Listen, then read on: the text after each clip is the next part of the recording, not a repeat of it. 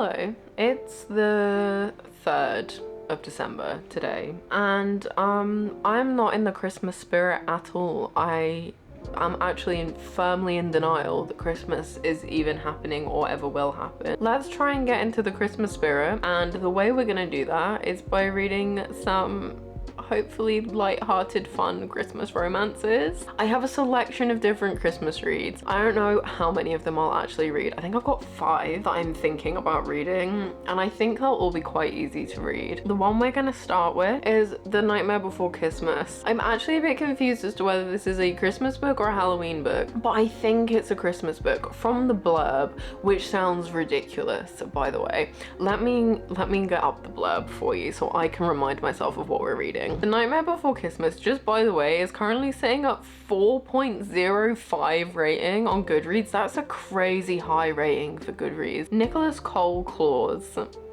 used to love Christmas until his father, the reigning Santa, turned the holiday into a PR facade. Cole will do anything to escape the spectacle, including getting tangled in a drunken, supremely hot makeout session with a beautiful man behind a seedy bar one night. But the heir to Christmas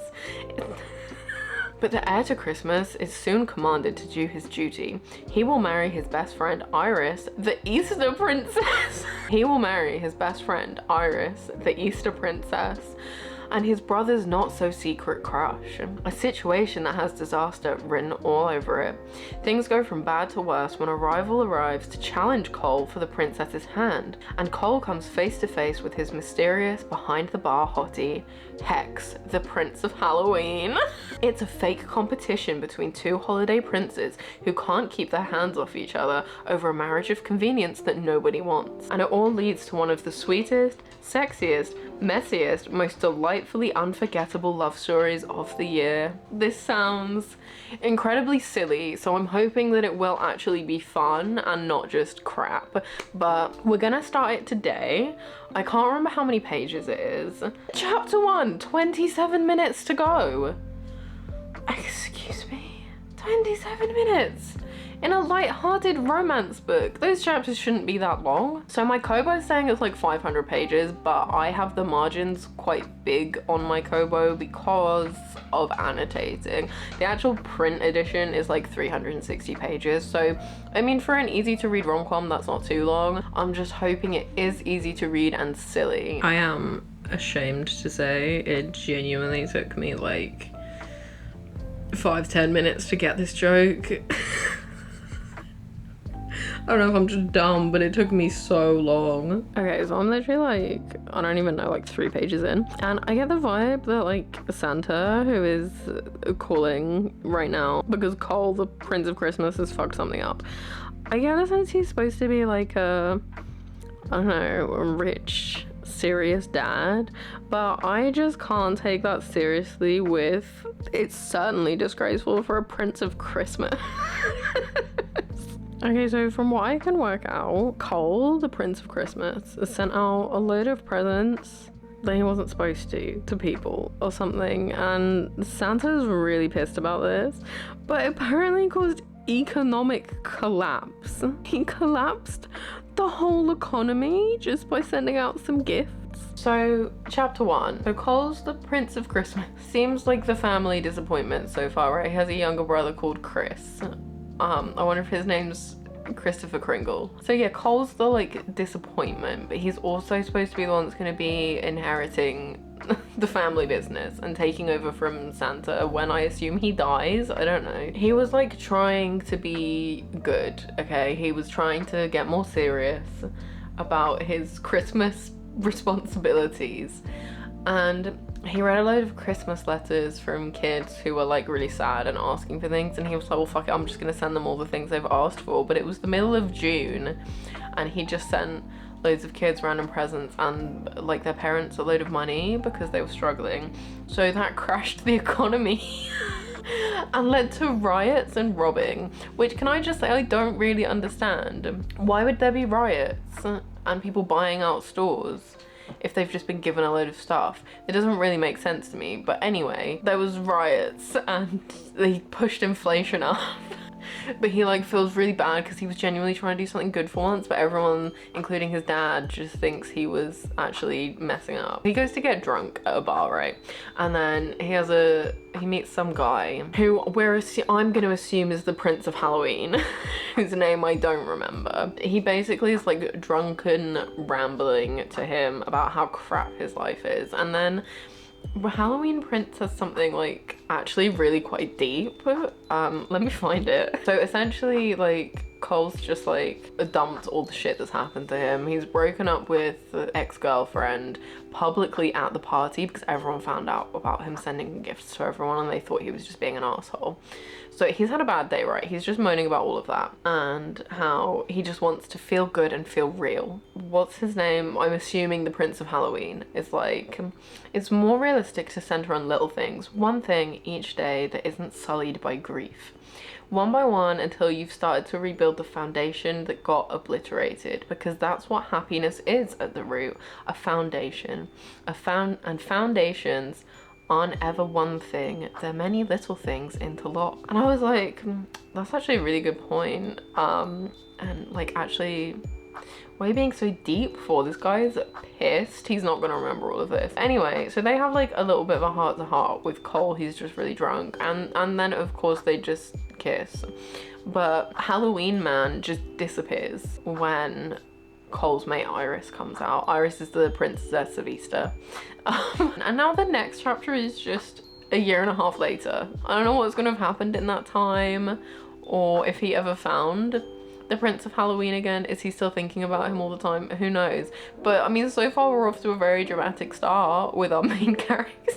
I just find it hilarious that he crashed the economy. I find that so funny, and genuinely the conversations between Santa and him were so funny. It's just like he sounds like, you know, like in books where like the person's parent is like cold, doesn't really care about them, they just care about status and reputation and money and making sure their family has a good name.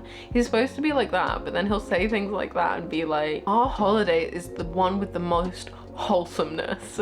You've ruined Christmas reputation. And it's just stupid and hilarious. So I mean, so far we're not off to a bad start, actually. I just love that this seems to be a universal experience I'm saying this in two pieces of media that I can think of. The Pirates of the Caribbean was the moment that many people of a similar age realized they were bisexual. I just love the relatability of that. I was just thinking, when the hell is the Halloween guy from the bar gonna come back? I think he's here. Apparently they're pissed about the engagement announcement. Halloween are not happy of the unification between Easter and Christmas. So much drama in the holiday families. I was fucking joking about that being his name. I was making a Star Kid joke. It's actually his name. I'm already like 30% of the way through. So far, I'm actually quite enjoying it. The engagement happened, right? The announcement happened. Halloween people turned up, not too happy about this because it was like a threat to their holiday that Easter and Christmas were making an alliance through marriage, right? Santa's like, well, it's not been finalized yet. So Halloween, why don't you like put in a bid for her hand too? So they turn up at this like big ball to welcome Halloween to Christmas for the first time. This is ridiculous. When the Prince of Halloween walks in, who is it? It's the guy from the bar, obviously. Cole just freaks out. He's like, oh my god, it's the guy that I've been thinking about for a year and a half. He's here. I didn't make him up because I thought I'd made him up. He's real. So his name's Hex. I'd forgotten that, the Halloween guy. And basically it's as it says on the blurb. Now he's, from the looks of it, being forced to also try and win over the Princess of Easter, Iris, while Cole continues to court her as well. And now there's just like Christmas festivities going on while Hex is there. So they're about to do reindeer racing. Also, there's a thing going on, by the way, I can't remember if it said it on the blurb, I think it did. Cole's brother Kristopher Kringle. He fancies Iris, which is a bit awkward because obviously there's the whole Iris is gonna marry Halloween or Christmas, older brother Christmas. So that's what's going on at the moment. Yeah, like 30% through. I'm genuinely enjoying this more than I thought I would. It does have good Christmas vibes, honestly, like in this little Christmas world. I can't imagine how all of this is gonna be wrapped up. I mean, if it's a fun little rom-com, my hope is Hex and Cole get together, Kristopher Kringle and Iris, the Princess of Easter, get together, and they somehow manage to save Christmas to stop it being a consumerist holiday, because that's what Santa's trying to do. That's my hope. Whether that happens or not, we'll see. Can someone please tell me why this book is a silly little romance and it's genuinely making me a bit emotional? So Cole had a big argument with his dad, right? He's talking to his brother Kris Kringle about it. I was talking about like how much Chris, the younger brother, always looks after him, and he's saying that he doesn't want him to leave. It genuinely made me a bit emotional. But also, what a weird time in a really heartfelt moment to just give us that little bit of information. Anyway,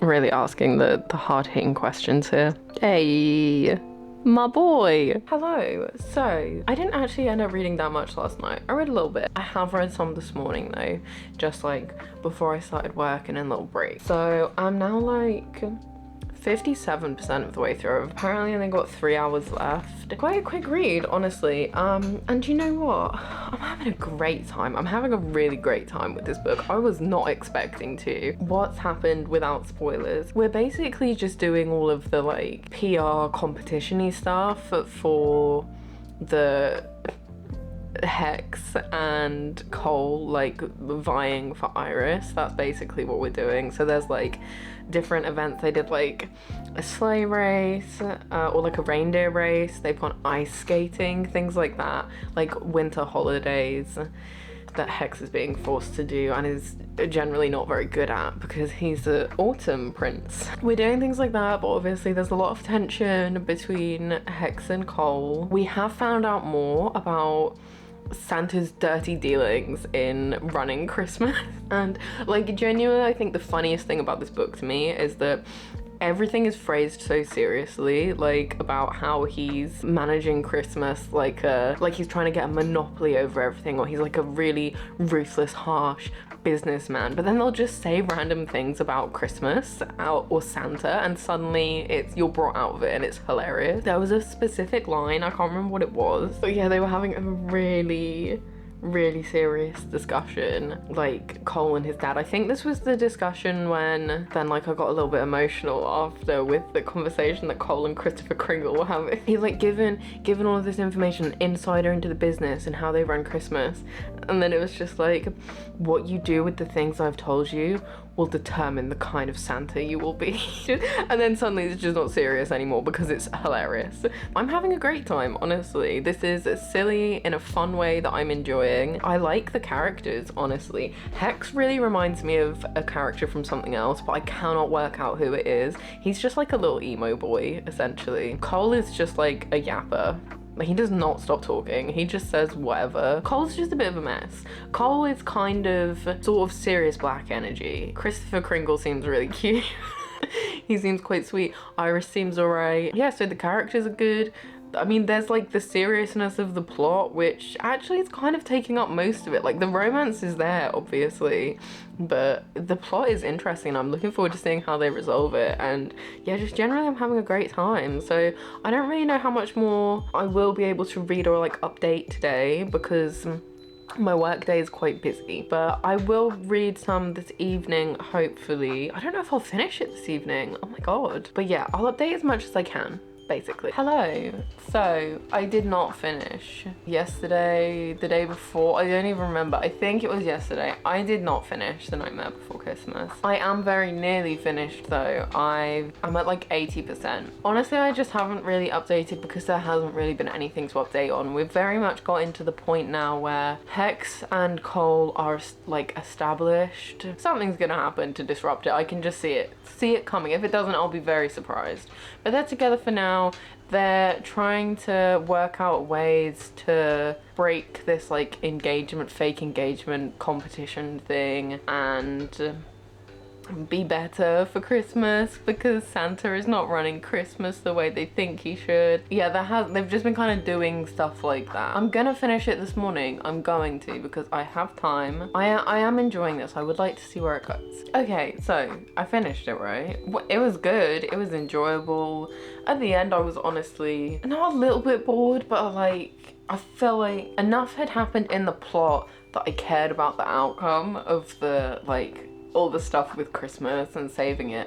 And it was, I know this is a romance book, but I was like, I don't really care that much about them like getting together properly. I just want to know what happens with saving Christmas. I was right, there was some, as always in these books, there was some miscommunication, but it is a nice happy ending. However, okay, you might remember me saying, and I don't think this is a spoiler, really, because they're not the main characters, but you might remember me saying Cole's brother, Christopher Kringle, who I think ended up being like my favourite character, actually. He has a crush on Iris, the Easter princess, right? Which is just then awkward because obviously Cole and Hex are supposed to be like competing to marry her. And like the whole time it's like, Chris hasn't told her and she doesn't seem like she's that interested in Christopher Kringle. Right, so then at the end of the book, yeah, there's mentions of this. Something's clearly happened between them. They're not looking at each other, they're not talking to each other. Christopher Kringle might have told her, and then that's just the end of the book. There's no resolution to it. And I was like, oh, it's fine because there's a next book that I know there's a second book in this series, so that'll probably be about Iris and Christopher Kringle, right? No, it's about completely different characters. It's about who is about St. Patrick's Day is getting involved in the next one, which is not actually out yet. Wait, what? It is about them, but also it's about Chris and the Crown Prince of St. Patrick's Day. What the fuck? What happens with him and Iris? Anyway, I don't know when that's coming out. It just says 2025. I don't know if I'll read it or not. But you know what? Generally, this was a fun time. And I really did like the Christmas vibes. They were good. They were fun. I would say like 3.5 stars. Not quite 4, but it was easy to read and enjoyable. Next, I think we are gonna move on to The Christmas Tree Farm by Laurie Gilmore. I appreciate like everyone has read these books, like was it the Pumpkin Spice Cafe, the Cinnamon Bun Bookstore? I've not read any of them. I was planning on maybe reading one of them or some of them in the more autumn season, but I just didn't. And I'm pretty sure they're all standalones, so I am just gonna start with The Christmas Tree Farm. I vaguely know what this is about. She hates Christmas, but she buys a Christmas tree farm, I think. Let me remind myself. Grumpy Sunshine, but I think she's grumpy and he's Sunshine, which I'm fine with. Kira North hates Christmas, which is unfortunate since she's just bought a Christmas tree farm in a town that's too cute for her for its own good. I know that they'll explain this in the book, but already, why? Why is she buying a Christmas tree farm if she hates Christmas? Bennett Ellis is on vacation in Dream Harbor, taking a break from his life in California, and most importantly, taking a break from his latest run of disastrous dates. After a run-in with Kira in her fields, Ben has no intention of offering to help the grumpy owner set up her Christmas tree farm, despite the fact that she's clearly got no idea what she's doing. Maybe because she hates Christmas. Why does this always happen in small town romances? What was that other one I read where she just needed a break from city life, so she goes to run a vineyard? She has no experience of doing that. Why does this always happen? Anyway, Kira knows she should stop being so stubborn, but her farm is not all cute and cozy like people always show on social media. It's borderline dangerous with no heating, and she'd rather no one saw it. But somehow, fate finds Ben at Kira's farm once more, and as Kira watches him swing an axe at the first tree, she finds herself appreciating his strength and questioning why she refused help in the first place. I don't know that I'm going to like this. Basically, I don't like small town romances. All of them that I've read I didn't like. Maybe this will be the one to change my mind, but we'll see. We are starting off really strong with the grumpy. I would argue that's not grumpy. I would argue that's just mean. Okay. I need someone from America to tell me, is this normal small town behavior? Because I was just thinking, right, I don't think we really have this in the UK. I think this, like the small town romance thing, and whenever it's in books that I've seen, it's always American small towns, US small towns, right? This just seems really weird and cult-like to me, and I appreciate it's just a book and it might not be real.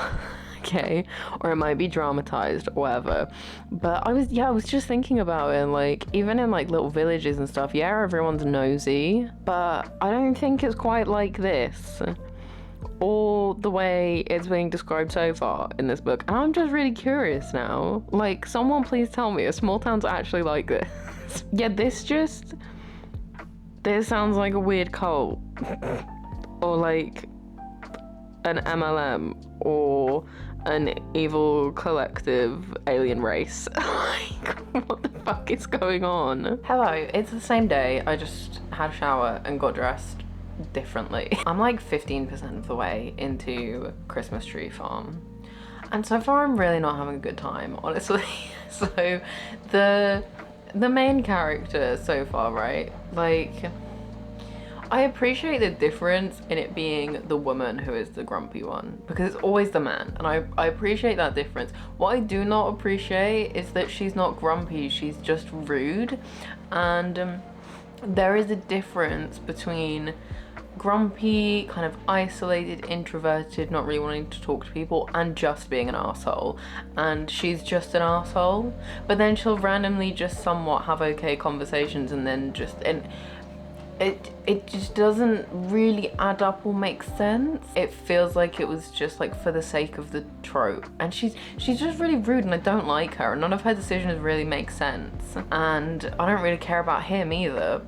Just a lot of things happening so far are very unrealistic, and they're having like these conversations even though she's really mean to everyone and doesn't want to talk to anyone, but she's like telling him stuff, and he's like, they've had 2 conversations, they're saying a lot more than you would normally say to a stranger, and he's like already slightly obsessed with her, and it's just, all of that annoys me in general. But I'm gonna stick with it because I think this is gonna be a very quick read. It was initially estimating 6 hours, but clearly it's refreshed my reading speed because now it's saying 4 hours for the whole book. So I don't think this is gonna take me very long to get through. I don't think I'm gonna have a fun time. I don't think I'm gonna enjoy it as much as The Adventures of Christopher Kringle, Cole, Hex, and Iris, unfortunately. Apologies for really terrible lighting. There's a storm at the moment. Nothing to be concerned about. It's a British storm, so you know, we're fine.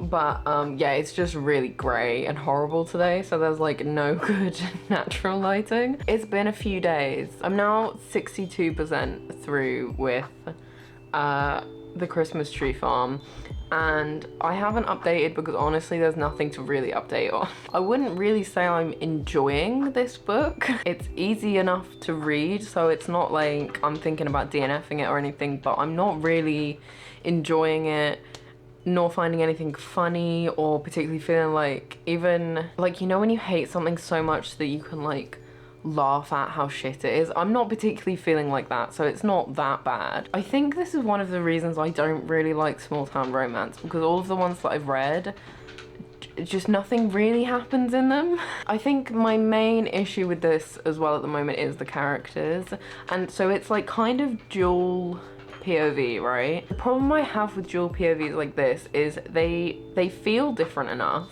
when they're actually the one like narrating, because it's still in third person, but then when you see them from the other character's point of view, it's like they act completely differently to how they think or what they do in their own point of view. And I know, you know, we see people differently to how they see themselves, but it's like a very stark difference. It's almost like they suddenly turn into completely different characters when we're seeing them through themselves versus when like they're the object in the other person's point of view. Do you know what I mean? I still don't really like them either. Bennett, the love interest, is just kind of beige.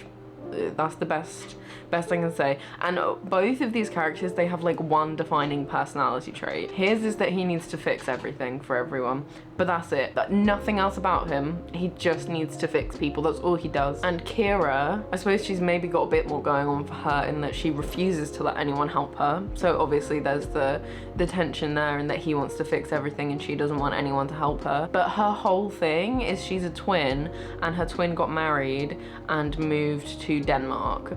And I'm obviously not a twin, so I don't understand what that bond or connection is like, but she's literally acting like a toddler.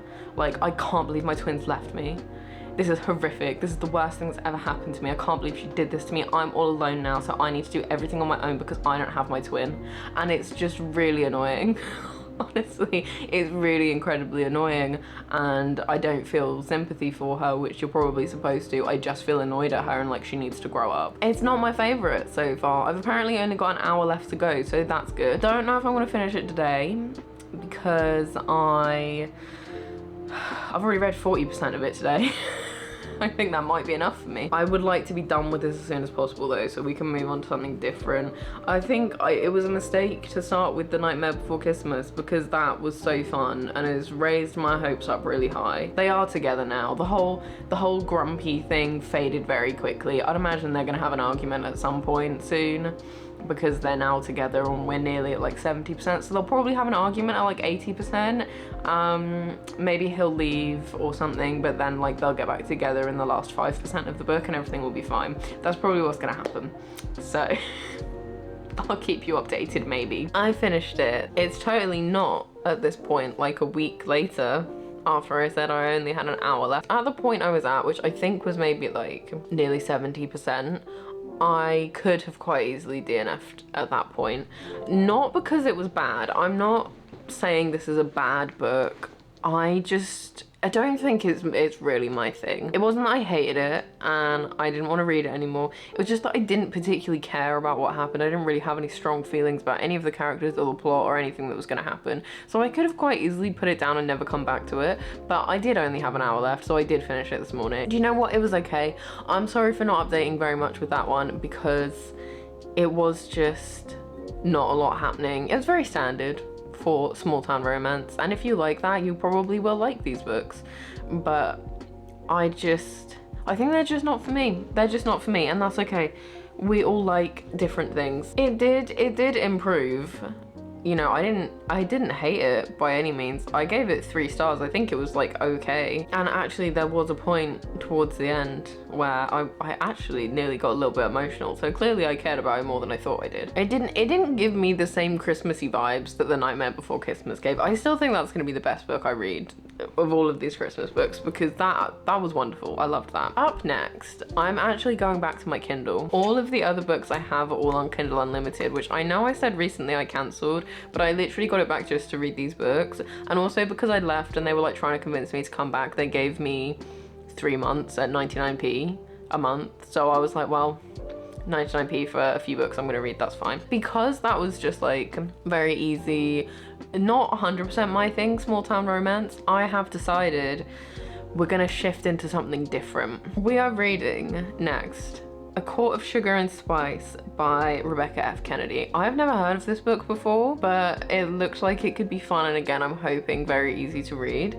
The description of it was like Akatar meets the Nutcracker. So it's like a Christmas themed romantasy, which I was like, that sounds like it could be fun. So that's what we're reading next because I need something different. I don't remember what this is about at all, so bear with. I'm gonna get the blurb up for it. With their inheritance restricted until their marriage, sisters Clara and Louisa, both in their 20s, must live with their godfather, Drosselmeyer.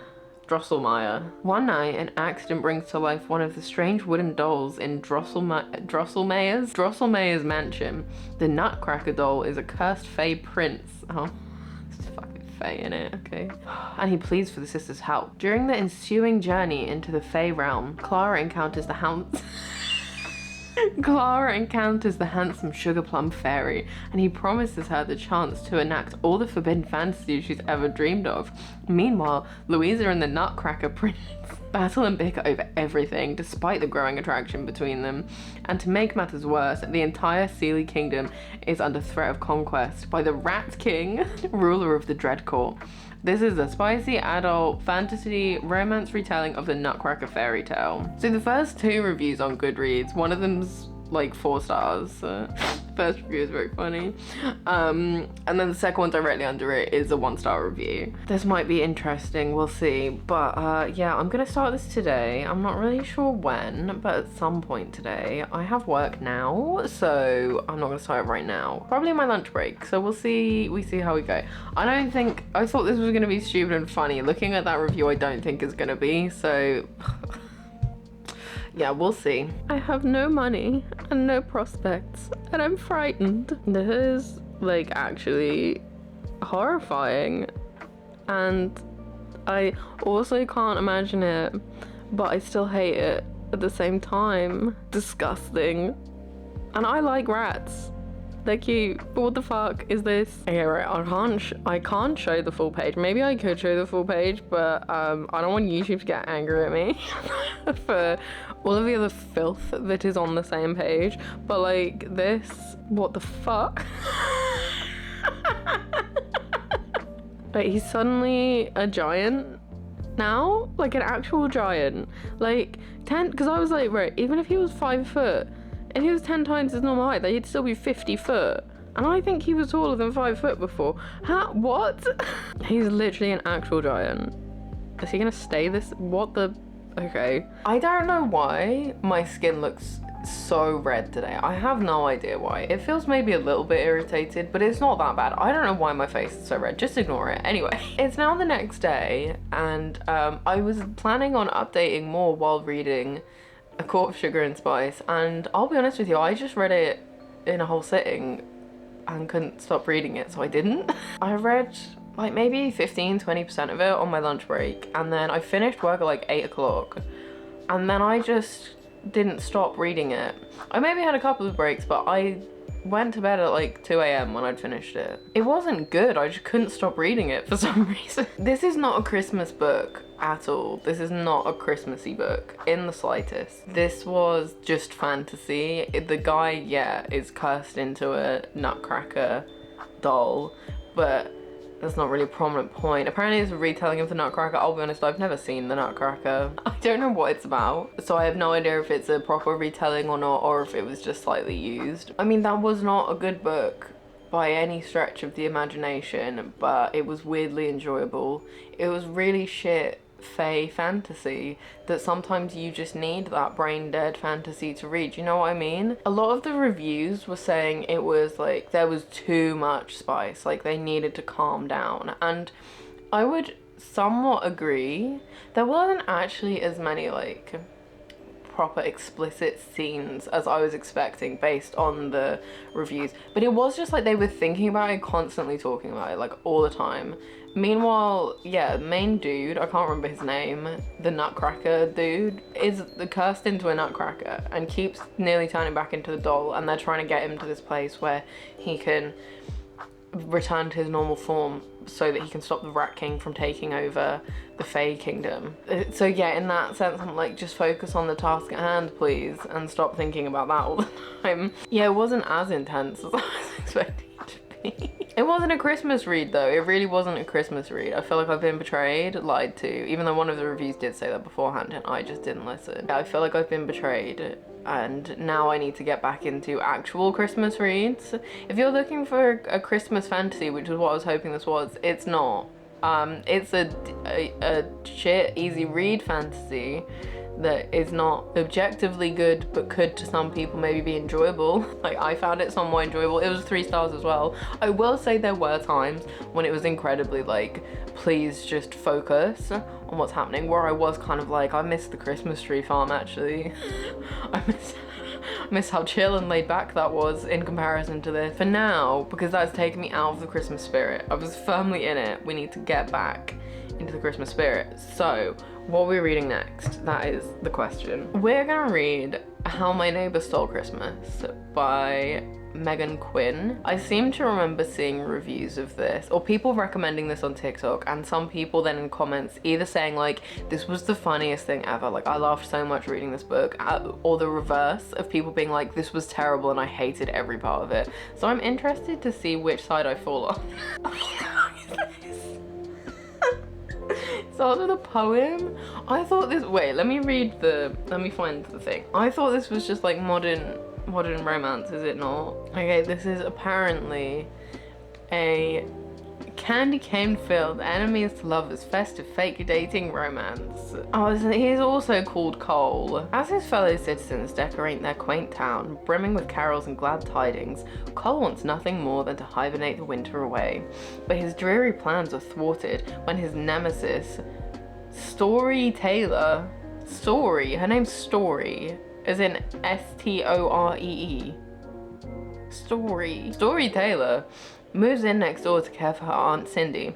Immediately, his new neighbor turns his world into a real-life nightmare before Christmas, especially when she decides to enter the town's Christmas kringle contest, which she's determined to win. But Cole's got other ideas in mind. Entering the competition himself, he's planning to beat Story at her own game by pretending this grump's heart has grown 3 sizes this season. Okay, and he's fallen for the girl next door. Wait, so he's lying?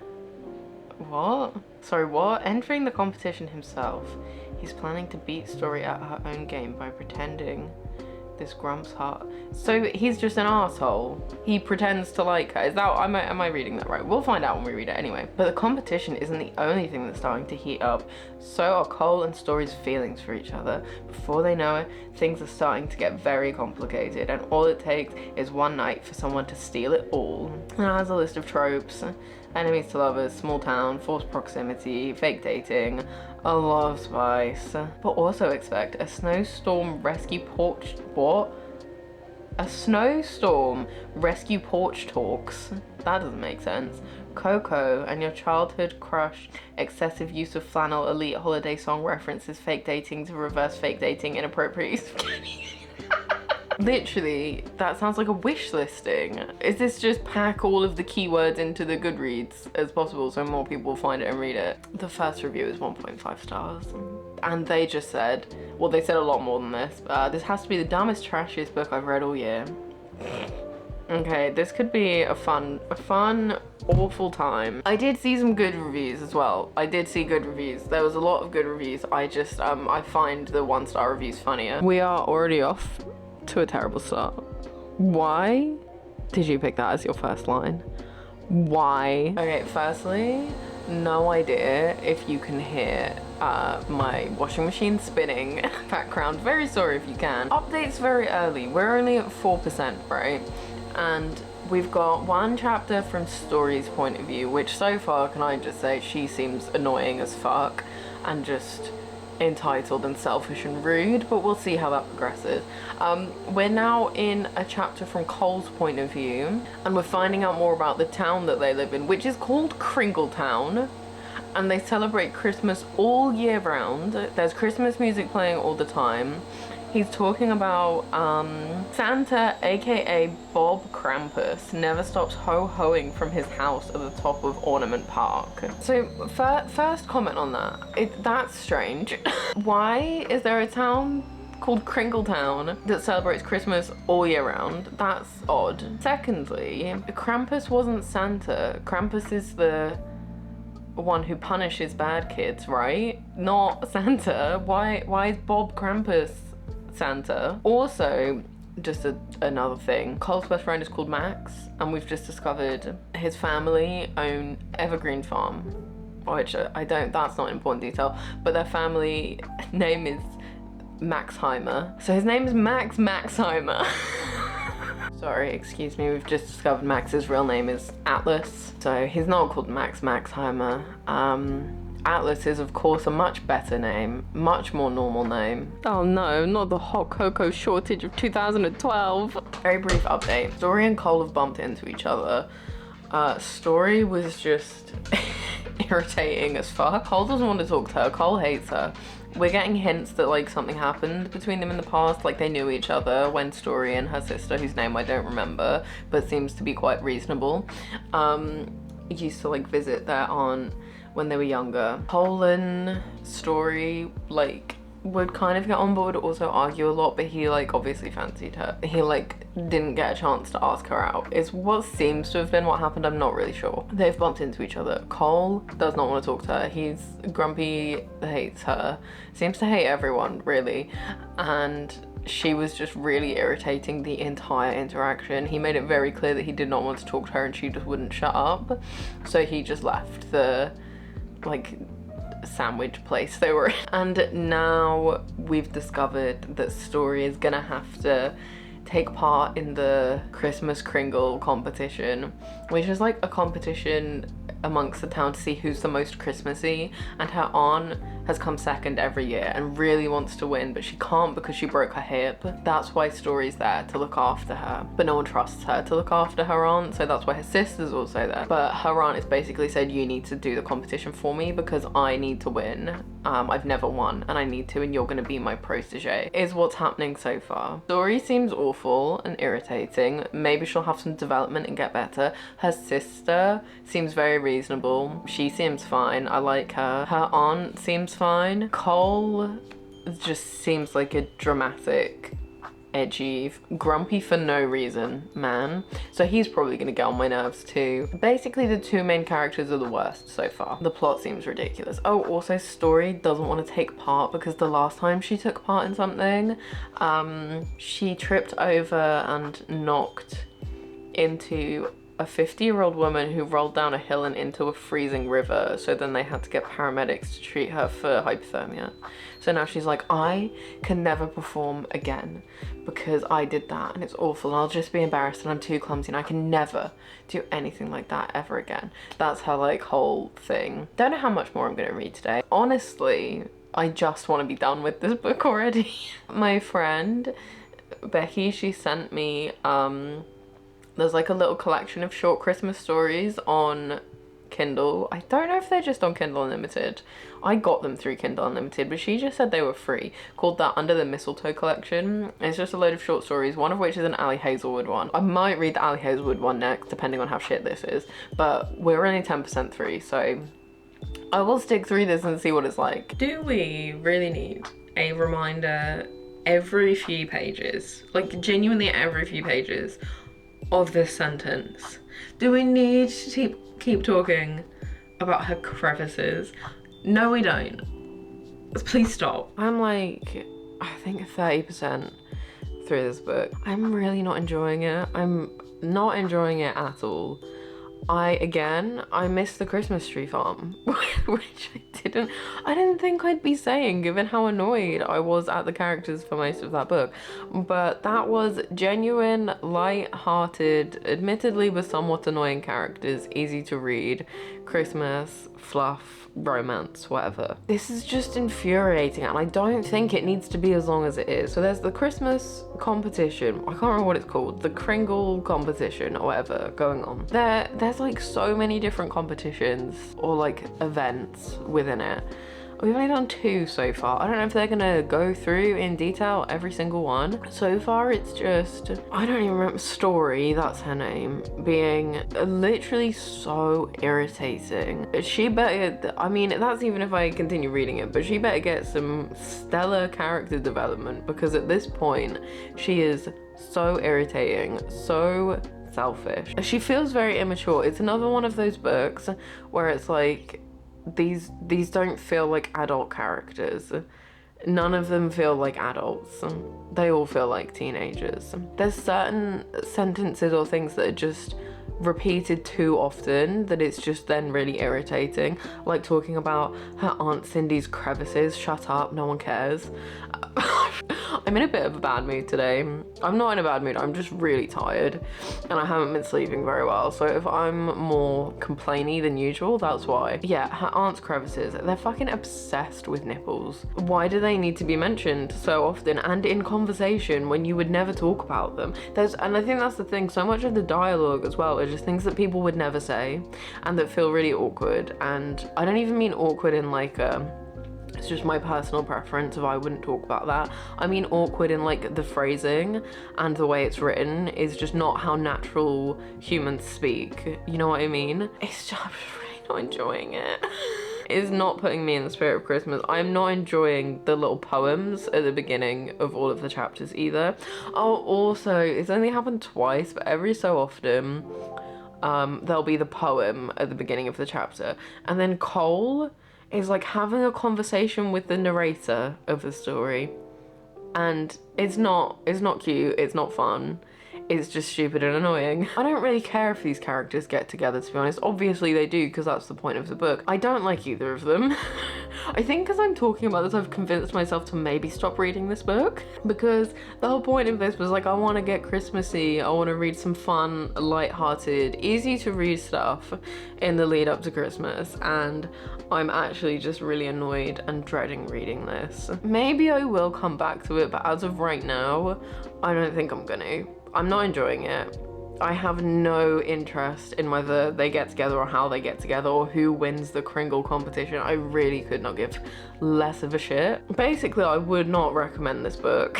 There are a mix of good reviews and bad reviews. For me personally, main criticisms are it's too long for a light-hearted romance. It just feels really slow, and because it's so slow, very repetitive, it's just every chapter is them preparing for an event, doing the event, shit talking each other for a while afterwards, doing the next event, repeat. That's all it is. And they're having the same conversations over and over again as well. It's not like their shit talking is progressing. They're just having the same conversations over and over again. So that's one criticism. Also, main characters are insufferable. Everyone in it is unrealistic, and it's fiction, so maybe they don't need to be realistic, but they're unrealistic to a level that it's just annoying. Dialogue, in my opinion, is weird and unnatural. Can you tell I'm tired and in a bad mood? I'm gonna stop. If you like this book, that's fine. I'm glad there are people out there who enjoy it, but it's just not for me. It's not my kind of light-hearted romance. It's just making me angry. So we're gonna read something else. When I'm struggling with reading, if I don't know what to read, or I'm going into a bit of a slump or something's been shit, do you know who always saves me? Ali Hazelwood. I think I briefly mentioned this, there's a collection of short stories called Under the Mistletoe on Kindle Unlimited at the moment, and Ali Hazelwood is one of the authors for one of them. So I got all of them, and we're gonna read Ali Hazelwood's one because she will save me. I have faith in Ali Hazelwood. So we're reading Cruel Winter with You by Ali Hazelwood next. All of these books are like under a 2-hour read. I have no idea what this is about either, actually. Okay, let's find that out. All newly minted pediatrician Jamie Malek wants is to borrow a roasting pan for Christmas dinner. Unfortunately, that requires her to interact with Mark, her best friend's troublemaking brother who's now a tech billionaire. He's the one that got away. She's the one who broke his heart. Outside, a howling blizzard. Inside, a crackling fire. Suddenly, being snowbound with the man she never expected to see again might not be such a bad way to spend a winter's night. I was just about to say, so Becky, my best friend, read it and rated it 5 stars, so that's a good sign. But then the first review that I see underneath that is a 2-star rating saying, Mark's the kind of guy that would have a Netflix serial killer series dedicated to him. Here's the thing with Ali Hazelwood, right? Even if the books aren't that good, even if the characters annoy me, they're still always really easy to read, and I always still find some level of enjoyment in them. Some have been better than others, but I have high hopes. I don't think I'm gonna have many updates for this book because I'm already like 50% through it, and I've only been reading it for like an hour, less than an hour, I think. I have a problem so far already, and that is that I'm already halfway through it and I've only been reading it for half an hour, and I don't want to be because I'm actually really enjoying it. I don't know why, because I talk about how much I like Ali Hazelwood books often, and I don't know why I just then never read them. I think I save them for when I need them. So far, Jamie and what's his name? Mark, they were like childhood friends. He's like her childhood best friend's little brother, but like throughout college and teenage years and stuff, they kind of grew apart and stuff. They're both back in the area for Christmas. Her dad's asked her to go borrow something from their house, and Mark's the only one there. He's like looking after the family cat, but everyone else has gone somewhere else. I don't really know where, but there's a really bad storm, so he's invited her inside while he looks for the pen, but then he was basically like, the storm is too bad, a tree's just fallen down outside, I'm not letting you walk back to your dad's house. And then the last chapter was literally just like their history from like childhood to college, and there's still a hint that something happened that was like quite bad, or like she messed things up, and they haven't really spoke since, but we still don't know what that is. But reading the little like reminiscing and all of their memories and how they like knew each other and throughout school and stuff like that was genuinely really, really cute, and I really wish this was not just a really short story because I would already like, just thinking back to How My Neighbour Stole Christmas, I'd read probably more of that than I've read of this, and I hated the characters more than anything, and they were incredibly shallow. I'm not gonna say these are like super in-depth characters, but like I've been reading for half an hour and already I'm like, oh my god, this is really cute. I'm really enjoying this. They're so sweet. I like these characters. I can see their personality and their history, you know? Thank you, Hazelwood, for always pulling through when I need you. I'm gonna finish this now and I'll let you know my final thoughts. That was genuinely really good. Really sweet. Really enjoyed it, really liked the characters. Even though it was really short, it didn't feel like there was like anything missing from it, you know? That was just a nice, easy, cozy read that wasn't really that Christmassy, honestly. Like, yeah, Christmas was happening, but like it wasn't really Christmassy. But I suppose that's kind of maybe hard to get in the shorter book, or like I can't remember how many pages it was. But anyway, the next book in this collection is, I think, even shorter, Merry Ever After by Tessa Bailey. Now look, Tessa Bailey, I'm aware, is a very well-known, very popular romance author. I've never read a single thing by her ever. See her everywhere, see her books everywhere. I don't know why I've never picked one up. I'm somewhat excited, somewhat intrigued to actually see what this is like, given that I know a lot of people really like her books. So, because if I enjoy it, you know, I'll happily read more. I need more Ali Hazelwood-esque people in my life, where I know what to expect from their books. I know that I can enjoy them even if they're not groundbreaking. They're easy to read and they always get me out of a slump. Yeah, I think this is even shorter. This is like 60 pages, whereas the other one I think was like 80 or something. I literally just looked this up and the blurb of it was like really short. Evie Crow is starting over in a strange town with her newborn, and men are the furthest thing from her mind. If only the quiet, hulking farmer, Luke Ward, would stop coming into the thrift shop and piquing her reluctant interest. Evie wants to stay single all the way. She couldn't trust anything more than friends with holiday benefits. But Luke is in it for the long haul. He's fixed on making this a Christmas Evie will remember forever. Why do I keep making the mistake of scrolling down on Goodreads and the first review I see is a 1-star review and it's just terrible? I'm not gonna read aloud the quote that this person all of the first reviews that you load on Goodreads are 1 or 2 stars. Oh, Paige, I read one of your reviews on something else. Was it the last book? I don't think you liked it. I can't remember. Anyway, they've said they want to delete it from their brain. The other reviews, this is a 2-star review, so higher than that one. If I were presently ovulating, the egg would be traveling back up my fallopian tube. Maybe this one won't be as good and I haven't found another Ali Hazelwood. Okay, so do you know what? All of those reviews were right. I did not enjoy that very much. I have no idea if that's what most of Tessa Bailey's books are like, but I've not been convinced to read any more of them. I think my main problem with this, and I appreciate it's a short story, it's very short, so it's difficult to to get the romance and the development and all of that right, yeah. But I think obviously Ali Hazelwood, it was like they already knew each other quite well at that point, so it didn't feel unnatural or forced, right? This just felt like this dude, at this point I've already forgotten his name. Luke, his name was Luke. He was so intense for someone who like has only spoken to this woman like 3 times.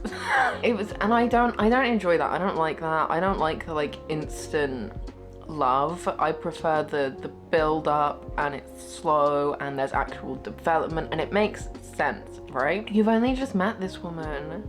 Well, no, you've met her a few times, but you've never spoken to her before this, and you've basically just fancied her from afar, but you're like promising that you want her forever, and you've had like 2 conversations with her. It was just too much for me, and I feel like if a guy did that in real life, you would immediately be like, this is weird, and no thank you. There's clearly some problems here. I'm not doing that.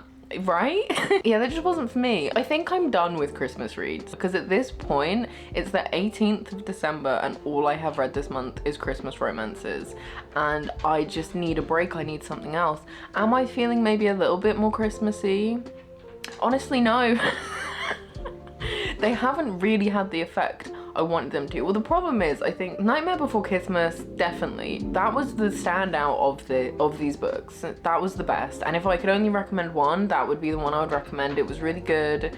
I enjoyed the characters. It was silly, but the right level of silly, and it was funny. That was a good read. The Christmas Tree Farm, now that I've read some of these other books, not as bad in comparison. If you like small town romances, if you want something that's kind of Christmassy, light-hearted, not really too much plot, I'd probably recommend that too. It wasn't my personal favorite, but it was probably one of the better ones of these. Ali Hazelwood, great, lovely. Always enjoy her. It didn't feel very Christmassy, is the only thing. So we've had some ups and downs, and that's fine. I am glad I've read some Christmas books. Honestly, I wasn't really sure what to read. I was getting to that point where I was like, I just have no idea what to read. So just having a selection of different Christmassy, romancy reads to pick from has actually helped me to want to read, so you know, I'm glad for it in that sense. I do need a break. What I'm actually gonna do, I lied, I'm not gonna stop reading Christmas books. I'm gonna reread A Christmas Carol. That's what I'm gonna do next, because that is tradition, lovely, classic Christmas, so I'm gonna read that. Let me know what Christmas reads you guys have been